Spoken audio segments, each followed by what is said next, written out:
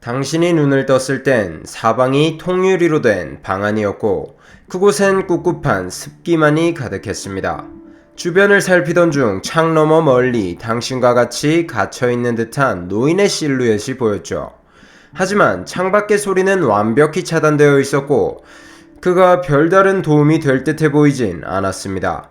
그렇게 멍하니 시간을 죽이던 중 갑작스레 벽과 바닥의 조그만 틈 사이로 편지가 하나 들어왔습니다. 편지엔 이렇게 쓰여 있었죠. 지금 당신의 오른쪽에 편지를 놓으면 당신과 옆방의 노인에게 함께 식사를 제공할 것입니다. 그런데 만약 왼쪽에 놓는다면 당신에게만 식사를 제공하도록 하죠. 당신은 편지를 오른쪽에 둘 것입니까? 왼쪽에 둘 것입니까? 당연히 다수의 사람은 편지를 오른쪽에 두어 옆방의 노인에게도 식사를 주려고 하겠죠. 별다른 비용 없이 타인을 도울 수 있으니까요. 그런데 왜 인간은 이러한 선택을 하는 것일까요? 인간과 98%의 유전자를 공유하고 있는 침팬지를 같은 상황에 대입한다면 어떻게 될까요? 오늘의 심리학 성격 시리즈 그 마지막 친화성 편입니다.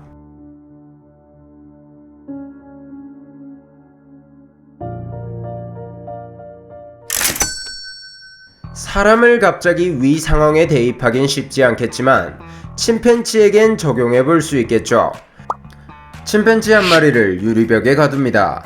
그리고 비어있는 옆방에 침팬지를 또 한 마리 넣는 것이죠. 그리고 아까와 같은 상황을 만들어줍니다.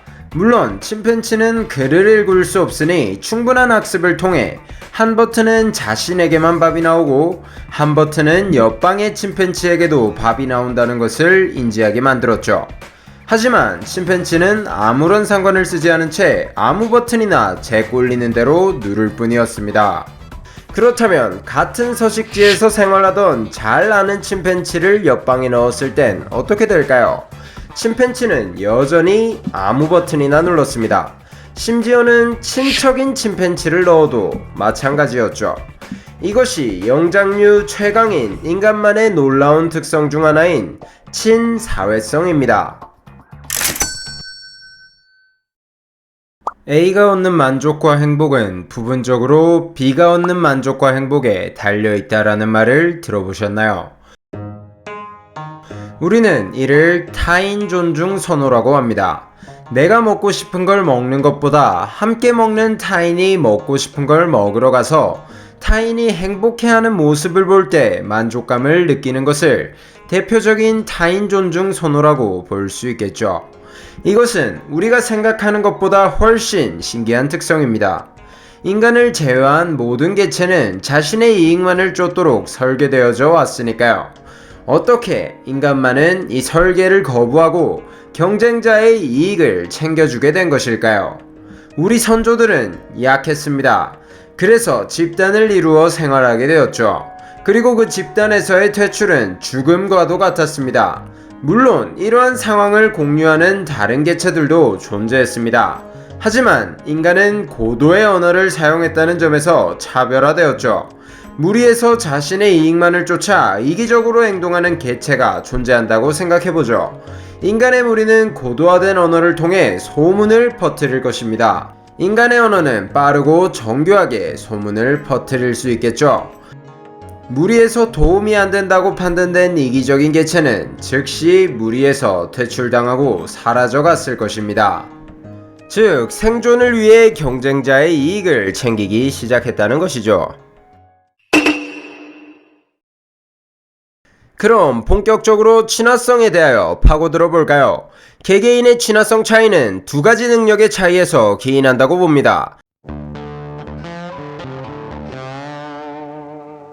마음 읽기 능력과 공감하기 능력이죠. 마음 읽기는 말 그대로 상대방의 마음을 읽는 능력을 말합니다. 이 능력은 독특한 게 다른 능력과 달리 후천적인 능력이라는 점입니다. 4세 미만의 아동에게 인형극을 하나 보여줘 봅시다. 셀리라는 인형이 나타나 사탕을 양동이에 넣고 사라집니다. 그러곤 앤이라는 인형이 나타나 양동이에 있는 사탕을 양동이에서 상자로 옮기는데요. 그 후 얼마 지나지 않아 셀리가 돌아오게 됩니다. 그리곤 사회자가 끼어들어 아이들에게 질문을 하나 던지죠. 셀리가 어디서 사탕을 찾을 것 같니? 4세 미만의 아동은 대부분 셀리가 박스에서 사탕을 찾을 것이라 말했습니다. 반면 4세 이상의 아동들은 셀리가 양동이에서 사탕을 찾을 것이라 말했죠.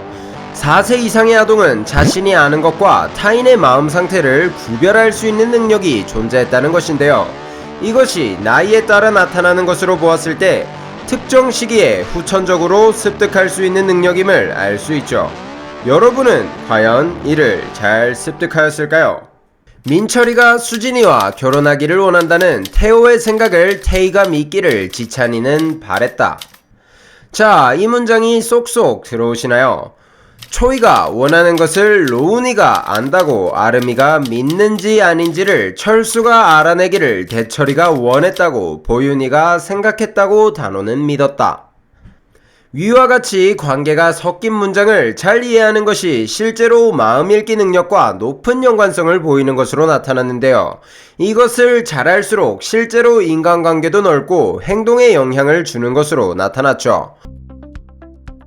두 번째는 바로 아까 말했던 공감하기입니다. 이들은 비슷하면서도 조금 다른데요. 공감하기는 감정을 느끼는 것을 핵심으로 합니다. 우리가 공감하기를 할 땐 마음 읽기를 할 때 활성화되는 뇌 영역이 활성화됩니다. 그와 동시에 감정을 느낄 때 활성화되는 뇌 영역도 함께 활성화되죠. 즉, 공감하기는 상대의 감정을 읽고 실제로 자신도 그 감정을 느끼는 것을 말합니다. 그게 그것인 것 같지만 이 둘의 수치 차이로 자폐 스펙트럼 장애와 사이코패스가 구분되어집니다. 자폐 스펙트럼 장애와 사이코패스 둘 다 친화성 수치가 매우 낮은 것으로 나타났는데요. 자폐 스펙트럼 장애는 마음 읽기에서 문제가 나타납니다. 상대방의 마음을 읽는 행위를 잘 하지 못하는 것이죠.